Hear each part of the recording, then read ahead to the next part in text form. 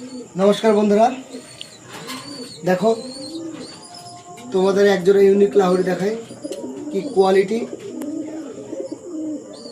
কি shape, cutting দেখো।